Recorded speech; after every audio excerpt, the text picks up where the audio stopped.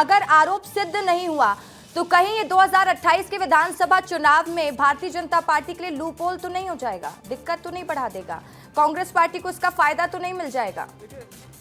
देखिए रसिका जी, भारतीय जनता पार्टी कभी सरकार बनाने के लिए, सत्ता प्राप्त करने के लिए हम उस पर इस तरह की योजनाओं को नहीं बनाते कि क्या नुकसान होगा, क्या लाभ होगा।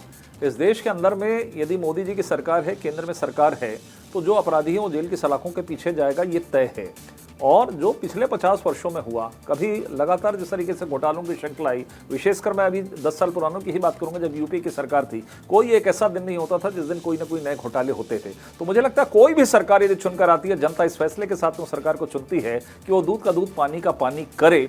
और इस देश के अंदर में संविधान में मैंने कहा ना, यदि आपको कहीं आपत्ति है, लगता है, और यदि आपको लगता है कि बीजेपी की सरकारों के खिलाफ में कहीं कोई मामला है, तो आप आइए ना सामने। आप तो बहुत पुरानी पार्टी है, वर्षों बरस तक आपने 58-60 वर्षों तक देश के अंदर में राज किया, लेकिन उसके लिए भी तो नैतिकता चाहिए, उसके लिए भी तो अंदर से ताकत होनी चाहिए। क्योंकि जब आप एक कदम उठाओगे तो आपको दिखेगा सामने कि आपने 4 घपले किए हैं, 4 भ्रष्टाचार किए हैं, आप में वो नैतिक ताकत रही नहीं गई है कि आप दूसरे के खिलाफ में आवाज उठाएं, क्योंकि आप भ्रष्टाचार के दलदल में इतने फंस गए हैं कि आपकी नैतिक क्षमता बिल्कुल भी नहीं है कि आप सामने जाकर किसी की कंप्लेंट करें। बिल्कुल अधिकार है, हर एक जो भ्रष्टाचारी है वो जेल की सलाखों के पीछे होना चाहिए, उसके खिलाफ में कार्रवाई होनी चाहिए। लेकिन इस आड़ में यदि आपके खिलाफ में हो रहा है, आप यदि कहते हैं कि आज माननीय भूपेश बघेल जी का मैंने देखा बयान, बोले हम राहुल गांधी जी का फोन आया, तो मैं बोला ठीक है, बिल्कुल सही कहा, मैंने अपने बयान में कहा, उनका भी वही हाल है, आपका भी वही हाल है। तो जब दो लोग एक दलदल में फंसे तो आपस में बातचीत करते हैं कि इससे निकला कैसे जाए। तो मुझे लगता है ये स्थिति आज कांग्रेस की हो गई है, और आज पूरी ताकत से लड़िए, कहीं दिक्कत नहीं, आपके खिलाफ में गलत होता है, यदि न्यायालयीन व्यवस्था में, न्याय में आपको थोड़ा भी यदि विश्वास है तो आप उसमें जाइए। लेकिन छत्तीसगढ़ की जनता ने जिस विश्वास के साथ में आपको किया, बहुत कुछ प्रूफ हो चुका है, जवाब और बहुत दीजिएगा कुछ अमित प्रूफ होना बाकी श्रीवास्तव भी जी, है। जो कि जैसा कि संजय श्रीवास्तव जी ने भी कहा कि भूपेश बघेल को लेकर या चेतन बघेल की गिरफ्तारी को लेकर राहुल गांधी का कोई ऑफिशियली बयान भी नहीं आया, तो क्या इससे ये भी समझा जा सकता है कि राहुल गांधी भी कहीं किनारा तो नहीं कर रहे हैं, क्योंकि फंस ना जाए, वो भी भूपेश बघेल के बेटे का नाम आ रहा है, तो उनसे किनारा करते तो नजर नहीं आ रहा, इसको कैसे देखें हम? रसिका जी, मैं आपके सवालों का जवाब दूंगा, पहले आदरणीय संजय भैया का जवाब दे दूं। बहुत सारे प्रश्न उठाए और मुझे पूर्ण उम्मीद है आप बीच में मुझे मौका भी देंगी, पूरा मौका देंगी। देखिए, ईडी, अगर मैं बड़ी जिम्मेदारी के साथ कहता हूं कि अगर किसी ने इस देश में गलत किया है, जनता की गाड़ी कमाई को लूटने का अगर कुकर्म किया है, उसके ऊपर सख्त से सख्त और कठोर से कठोर कार्रवाई होनी चाहिए। ये कांग्रेस की मांग भी है, लेकिन सत्ता के इशारे पे ईडी का प्रयोग नहीं होना चाहिए। और जैसा अभी उचित भाई ने कहा कि अपना पॉलिटिकल वेंडेटा जो है उसे संतुष्ट करने के लिए विपक्षियों को, जो आपके खिलाफ आवाज़ उठाए, आप उसे ईडी का धमकी देके उसको कैसे भी आप गिरफ्तार करवा देते हैं। और लगातार इस देश में पॉलिटिक्स ऑफ हैरेसमेंट चल रहा है, डेमोक्रेसी जो है वो कहाँ आप छोड़ रहे हैं, मर्डर ऑफ डेमोक्रेसी किया जा रहा है, उत्पीड़न और प्रतिशोध की राजनीति आप कर रहे हैं। और जिस प्रकार से रशिका जी, मैं कहना चाहता हूँ, ये गिरफ्तारी नहीं, ये पूरी तरीके से बदले की राजनीति है। और ये बाकायदा, ये संयोग नहीं, ये योजनाबद्ध, बिल्कुल योजनाबद्ध स्क्रिप्ट है, और ये सियासी स्क्रिप्ट है।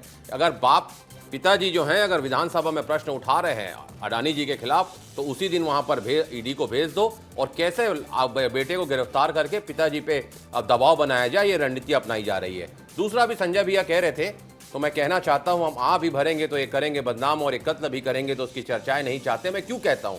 अभी आदरणीय संजय भैया ने कहा कि जो भ्रष्टाचार करेगा, ये मोदी जी की नीति है कि वो बिहाइंड द बार होगा। बड़ी विनम्रता के साथ मैं संजय भैया से पूछना चाहता हूं, प्रधानमंत्री जी ने भोपाल में कहा था 70,000 करोड़ का घोटालेबाज है महाराष्ट्र में, 3 दिन बाद उनको डिप्टी सीएम बना दिया गया अजीत पवार जी को, उसके ऊपर कार्रवाई भाजपा वाले कब करवाएंगे? दूसरा, हेमंत विश्व शर्मा, उसके ऊपर गृह मंत्री जी ने कहा था कि वो नादा शारदा स्कैम के सबसे बड़े आरोपी हैं। आज वो असम, एक मिनट लेट मी कंप्लीट, और वो असम के मुख्यमंत्री हैं। तीसरा, शुभेंदु अधिकारी, ऐसे अनगिनत नाम हैं। तो क्या, जैसे अभी उचित भाई ने भी कहा कि ईडी वालों को जब ये आगे करते हैं, अपने जमाई ईडी, आईडी, सीबीआई को आगे जब ये करते हैं, तो क्या सिर्फ विपक्षी नेता इनको दिखते हैं? क्या वो घड़ी का कांटा भाजपा की तरफ नहीं घूमता?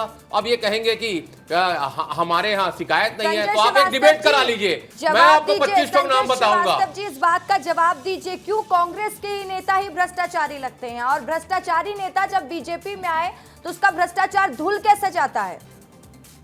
कब कार्रवाई होगी आदरणीय संजय भैया, ये भी बताएं। संजय श्रीवास्तव जी, ये तो ये तो बहुत प्रायोजित तरीके से बीजेपी को बदनाम करने के लिए इस तरह के शब्दों का प्रयोग करते हैं। पार्टियों के अंदर आना जाना लगा रहता है, लेकिन जैसे ही कांग्रेस का कोई नेता जाता है तो ये मशीन, ये वॉशिंग मशीन की बात करने लगते हैं।